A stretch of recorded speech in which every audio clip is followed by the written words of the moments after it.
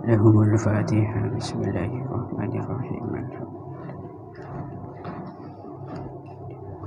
Iyyaka na'budu wa iyyaka nasta'in.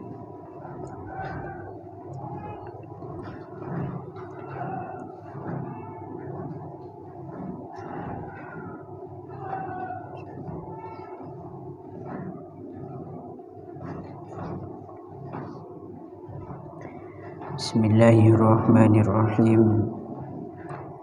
Faqad qala al-mu'allif rahimahullahu ta'ala wa nafa'ana bihi wa bi'ulumihi wa bi barakatihi fid dharain amin Allahumma amin.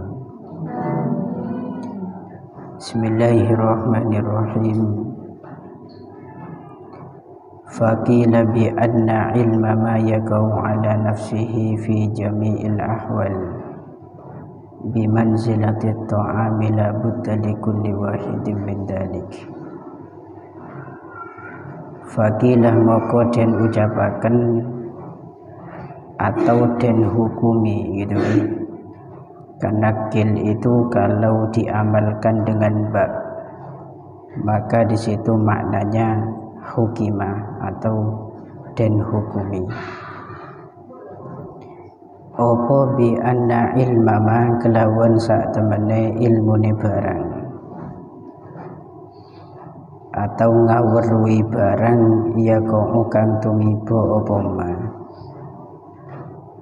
ala nafsihi ing atase awak dhewe man fi jami'il ahwali ing dalam sekabehane pira-pira tingkah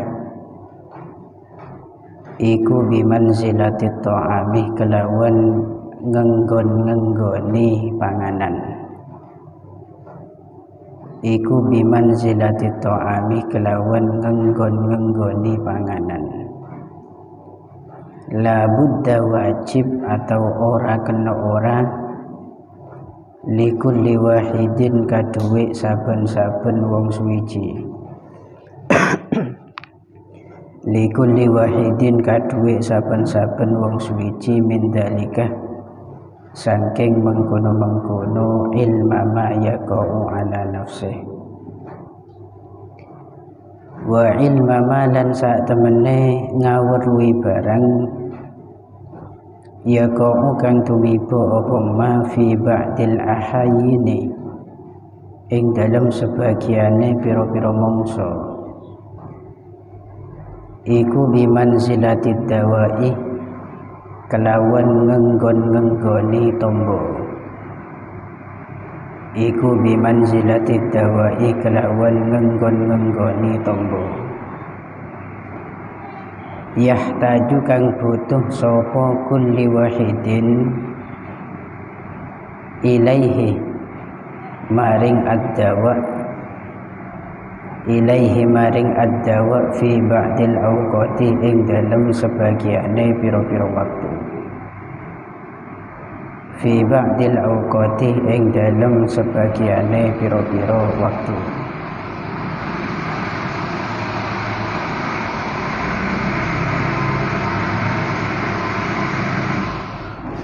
Ini sebetulnya ada dua cara membaca.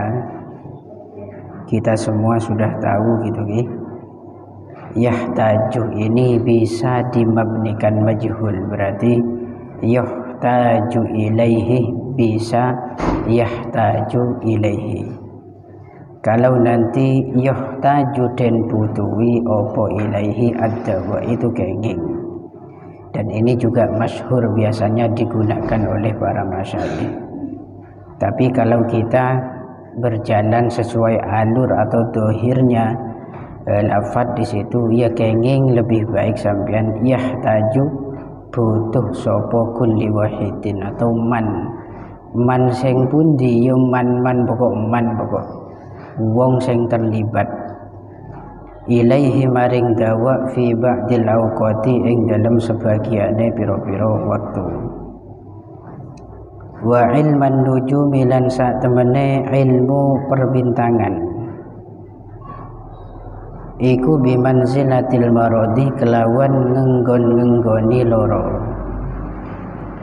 iku bimanzilatil maradi kelawan ngenggon-ngenggoni loro fata'allumuhu maka utawi belajar an-nujum fata'allumuhu maka utawi belajar an-nujum atau ilmun nujum iku haramun haram alasane li annahu krana sak temene ilmun nujum iku yadurruh bahayani apa ilmun nujum wala yanfa'u lan ora manfaati apa ilmun nujum wal harabu utawi melayu min qadaillahi ta'ala saking pestene Allah ta'ala wa qadarihi lan takdiri Allah ta'ala iku ghairu mungkinin ora mungkin iku ghairu mungkinin ora mungkin. Bismillahirrahmanirrahim. Faqila bi anna ilma ma yakau ala nafsihi fi jami'il ahwal bi manzilati at-ta'ami la budda li kulli wahidin min dhalik.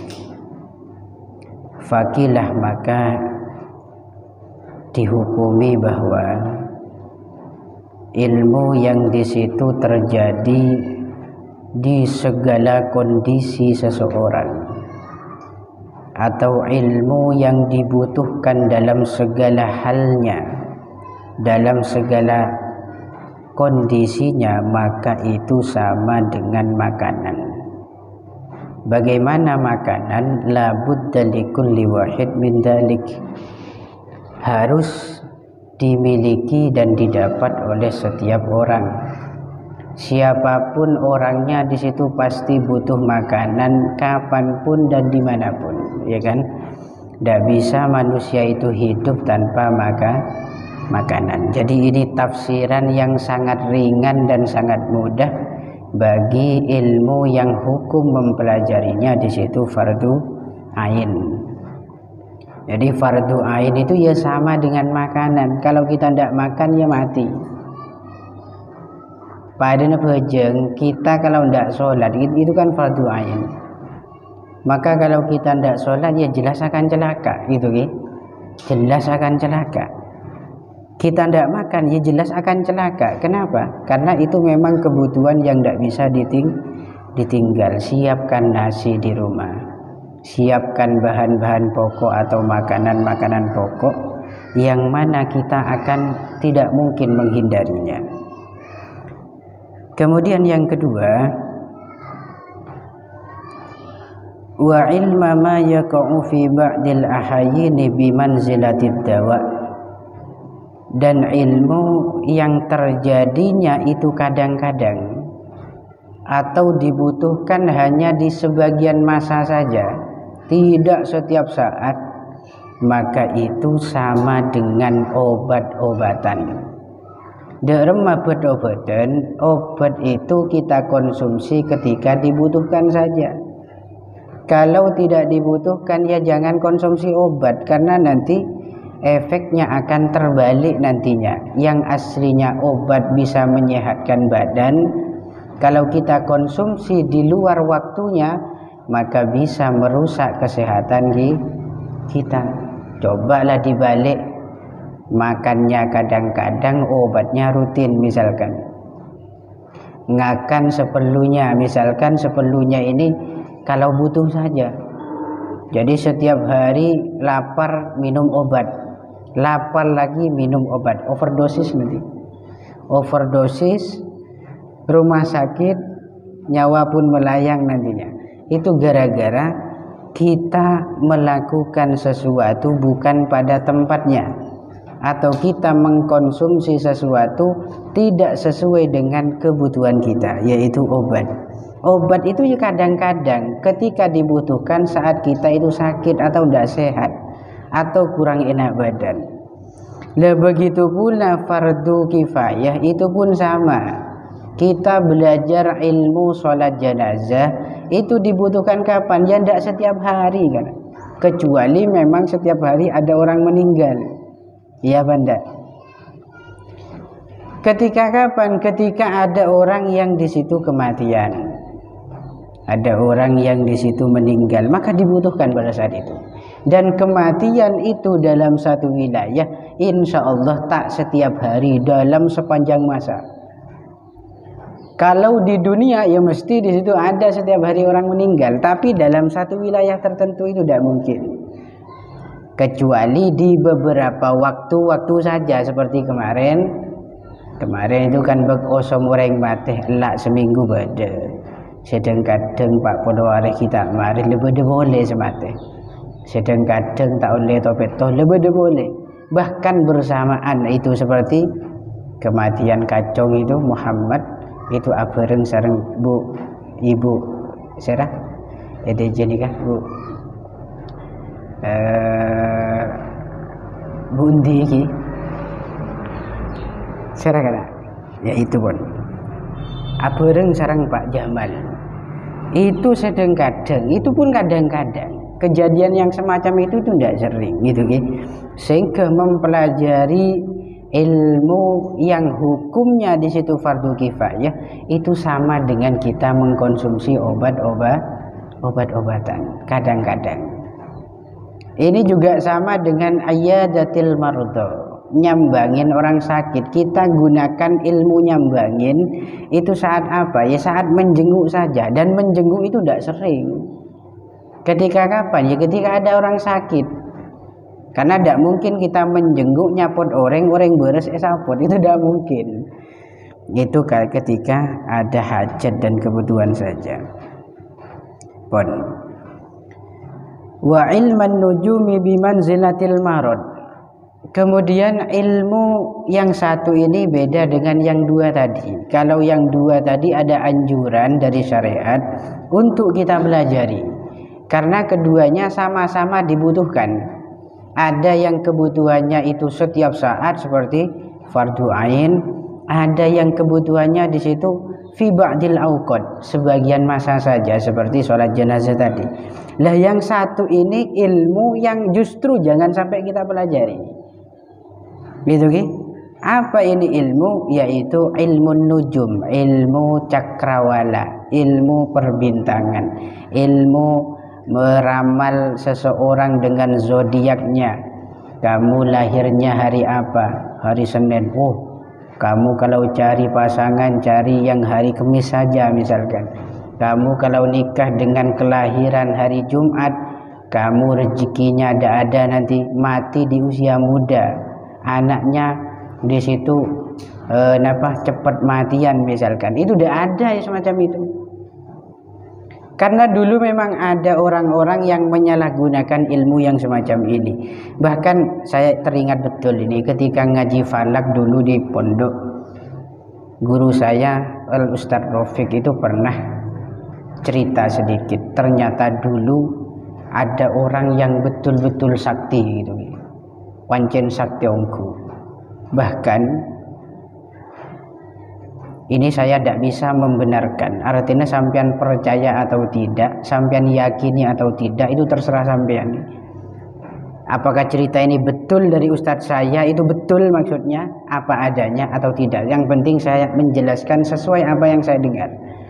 Dulu itu ada seorang ulama yang bahkan di situ menguasai ilmu nujum, termasuk ilmu falak itu sangat-sangat menguasai di luar batas. Sampai-sampai dari hebatnya dia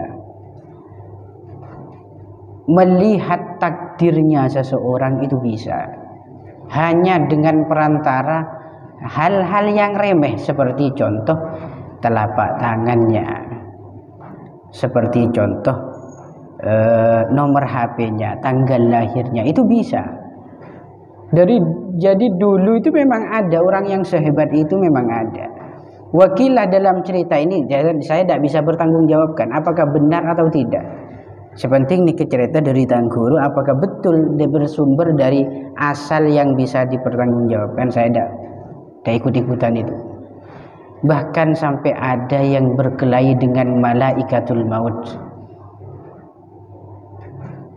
Atau kar akeket kelaben malaikat Israel gara-gara yang satu alim dalam masalah ilmu nujum tadi, itu memprediksikan catatan umur seseorang itu belum saatnya meninggal, sementara malaikat maut itu bertugas saat itu akan mencabut nyawa.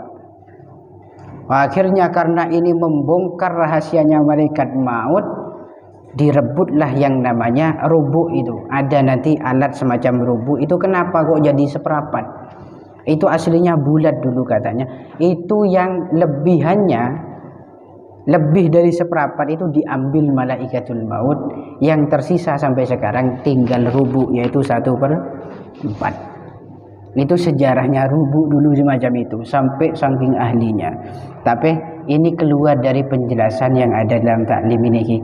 Karena kenapa? Dalam taklim ini sangat-sangat tegas membantah seorang siapapun dia yang belajar ilmu nujum, maka dia akan bisa meramal seseorang. Ini ditegaskan oleh taklim. Bahkan di sini disebutkan ilmu nujum itu bimanzilatil marad, sama dengan penyakit. Siapapun yang ingin mendapatkan penyakit, maka hukumnya haram.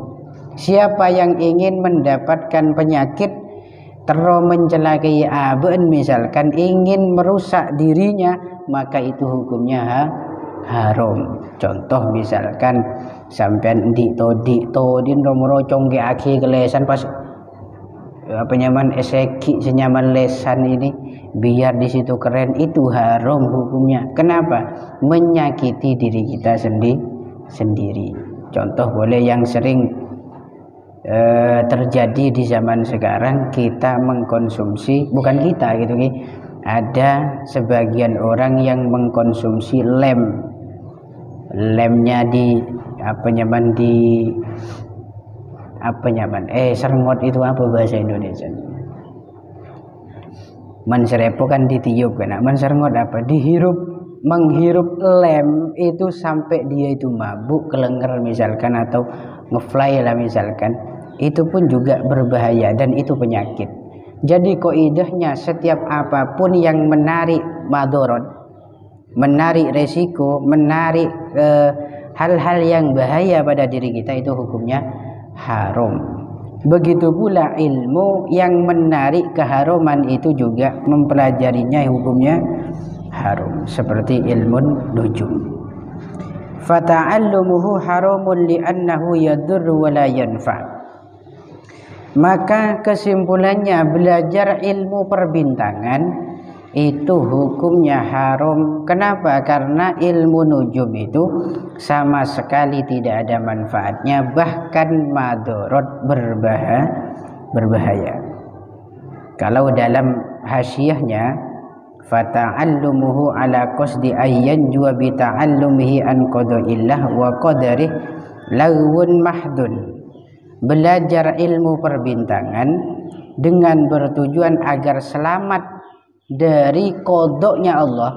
Oning kodok sampean, hukum ketetapan Allah. Ada yang juga mendefinisikan kodok itu pengetahuan Allah tentang apa yang akan terjadi pada sampean atau apapun. Dan qadar itu adalah bentuk wujud daripada apa yang diketahui dari Gusti Allah itu. Contoh misalkan, ini saya gambarkan masalah qada dan qadar. Ada seseorang yang diketahui nasibnya sama Allah, karena Allah itu mengetahui segalanya, apa yang sudah terjadi, yang sedang terjadi, dan yang akan terjadi, semuanya terungkap dengan jelas bagi Gusti Allah. Misalkan ini contoh, ada si A ini nanti memiliki anak jumlahnya 99 anak, berarti di anak banyak, sangang anak. Ada apa enggak orang yang semacam itu? Bedahi, kalau tidak salah di daerah India, kalau tidak salah anak sampai 90 anak. Cuman kalau kebay demo itu satu keluarga cukup kebay demo. Itu Allah sudah tahu bahwa nanti si A ini akan punya anak sedemikian banyaknya. Dan bagaimana wujud dari takdir itu? Pengetahuan Allah tadi itu disebut kodoknya. Cuman orang ini pagi bukan di anak banyak. Dan nanti takdir itu orang tersebut akan menikah. Itu takdirnya. Karena untuk buat anak pasti harus menikah. Pertama menikah. Itu termasuk wujud takdirnya. Setelah menikah nanti berhubungan intim. Setelah berhubungan intim malah hamil sang istri. Itu juga takdir hamil itu. Wujud daripada qada itu ya. Setelah di situ istri hamil, melahirkan, dan begitulah seterusnya sampai punya 99 anak. 99 anak itu hasil dari apa yang diketahui Allah di zaman azali. Artinya orang nikah ya sesuai dengan ketetapan pangeran, sehingga itu tidak bisa dirubah dengan sebuah ilmu yang dimiliki manusia. Contoh seperti ilmu perbintangan tadi, orang nikah menakabin benriyah atau menorok sebini atau selaki norok sebini norok selaki, maka rezeki tak bakal lancar. Maka itu salah, sangat-sangat salah. Kenapa? Karena ketetapan Allah itu termasuk min jumlati asrorillah, termasuk bagian daripada rahasia-rahasian pengiran yang tak bisa dibuka, diungkapkan kepada makhluknya. Itu termasuk sirri dan tidak bisa dirubah. Misalkan pas sampean takdirakin di anak sanga, pancen itu takdirnya sampean, bukan karena nikah dengan ini. Kalau nikah dengan ini maka sampean anaknya cuma 2 misalnya, ya tidak, itu memang bagian dari kudratillah atau takdir dari Gusti Allah, dan itu tidak mungkin terjadi apabila dirubah dengan sebuah ilmunya manusia. Li'annahu yadur wa la yanfa wal harabu min qada'illahi ta'ala wa qadarihi ghairu mumkinin. Orang yang berjuang mati-matian untuk menghindari qada-qadarnya Allah itu tidak mungkin berhasil. Orang nikah mentero terlepas dari nasib bahasa takdirake pangeran itu tidak mungkin. Beda orang aloncak pas mati itu bukan karena loncat, tapi takdir orang nikah pancen takdir aloncak pas takdir mati peren aloncak. Paham ya? Bukan karena upaya dia agar di situ merusak takdir pangeran. Areng kok paling orang kok ki lancang lu kok aloncak mare mati pas mati ongku. Itu berarti takdirnya demikian. Benih megek takdir pangeran, paham ya? Ada kadang kita dalam membahasakan juga kadang keliru.